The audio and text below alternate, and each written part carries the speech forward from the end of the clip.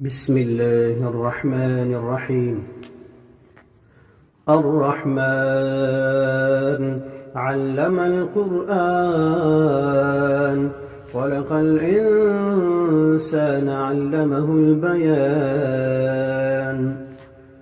الشمس والقمر بحسبان والنجم والشجر يسجدان والسماء رفعها ووضع الميزان ألا تطغوا في الميزان وأقيموا الوزن بالقسط ولا تخسروا الميزان والأرض وضعها للأنام فيها فاكهة والنخل ذات الأكمام والحب ذو العصف والريحان فبأي آلاء ربكما تكذبان.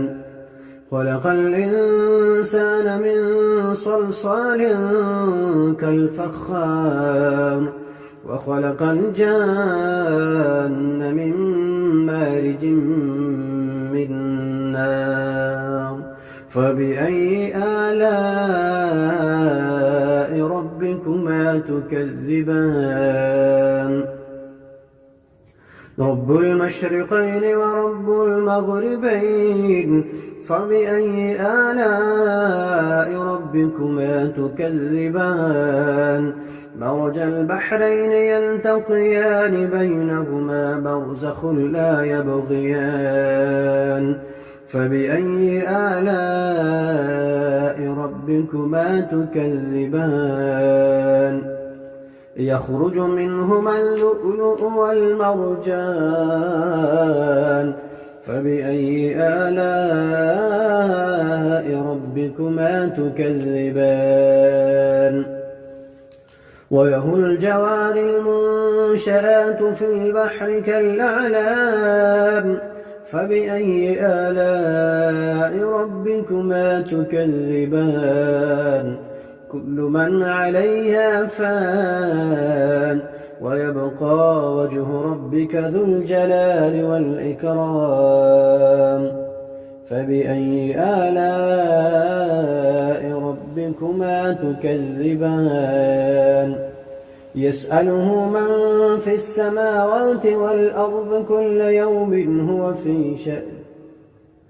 يسأله من في السماوات والأرض كل يوم هو في شأن فبأي آلاء ربكما تكذبان. سنفرغ لكم أيها الثقلان فبأي آلاء ربكما تكذبان.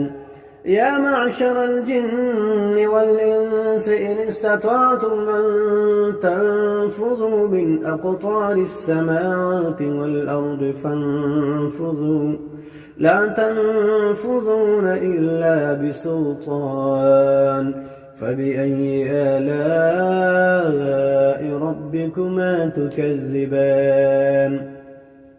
يرسل عليكما شواظ من نار ونحاس فلا تنتصران فبأي آلاء ربكما تكذبان.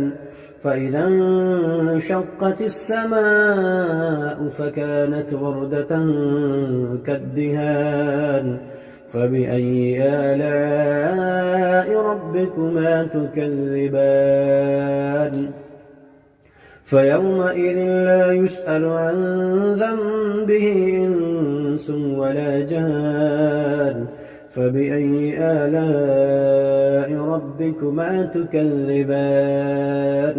يعرف المجرمون بسيماهم فيؤخذ بالنواصي والأقدام فبأي آلاء ربكما تكذبان. هذه جهنم التي يكذب بها المجرمون يطوفون بينها وبين حميم آن فبأي آلاء ربكما تكذبان ولمن خاف مقام ربه جنتان فبأي آلاء ربكما تكذبان ذواتا أفنان فبأي آلاء ربكما تكذبان فيهما عينان تجريان فبأي آلاء ربكما تكذبان فيهما من كل فاكهة زوجان فبأي آلاء ربكما تكذبان متكئين على فرش بطائنها من استبرق وجنى الجنتين دان فبأي آلاء ربكما تكذبان فيهن قاصرات الطرف لم يطمثهن إنس قبلهم ولا جان فبأي آلاء ربكما تكذبان كأنهن الياقوت والمرجان فبأي آلاء ربكما تكذبان هل جزاء الإحسان إلا الإحسان فبأي آلاء ربكما تكذبان ومن دونهما جنتان فبأي آلاء ربكما تكذبان مدهامتان فبأي آلاء ربكما تكذبان فيهما عينان نضاختان فبأي آلاء ربكما تكذبان فيهما فاكهة ونخل ورمان فبأي آلاء ربكما تكذبان فيهن خيرات حسان فبأي آلاء ربكما تكذبان حور مقصورات في الخيام فبأي آلاء ربكما تكذبان لم يطمثهن إنس قبلهم ولا جان فبأي آلاء ربكما تكذبان متكئين على رفرف خضر وعبقري حسان فبأي آلاء ربكما تكذبان تبارك اسم ربك ذي الجلال والإكرام